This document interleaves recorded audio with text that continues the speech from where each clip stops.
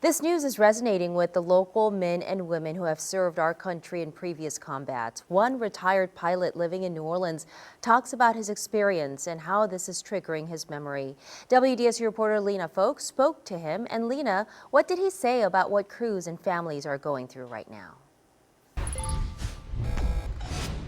Well, Sulla, former pilot and Commander Roy Qualls says there is extensive training and protocol to prepare for these very instances. And also, according to him, he says we are seeing the full strength of the U.S. military to bring this service member home. It's just gut-wrenching because of the ramifications of not finding somebody in that situation. Roy Deacon Qualls retired from the Air Force a decade ago, but Friday's news of the downed jet took him back to his moments in combat. You're talking about an ejection in hostile territory, and so that makes the stakes even so much higher.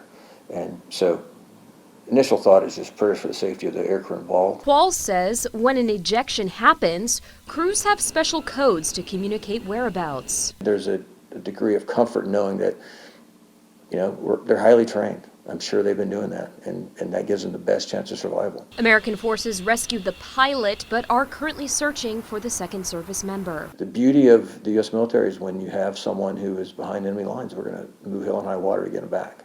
And we're seeing that now. As crews continue their investigation, Qualls is reminded of what the families back home are likely dealing with. Look, it's every fighter pilot's spouse's nightmare to get that phone call. And I've never done a family notification of someone who died in an airplane accident, but I've done 3 family notifications of line of duty accidents when I was wing commander. It's horrible. I'm proud to have served, and I'm really proud of the men and women up there right now.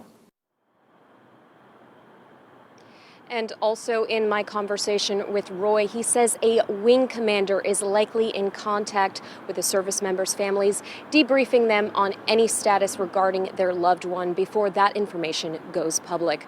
Reporting in New Orleans, Lena Folk, WDSU News.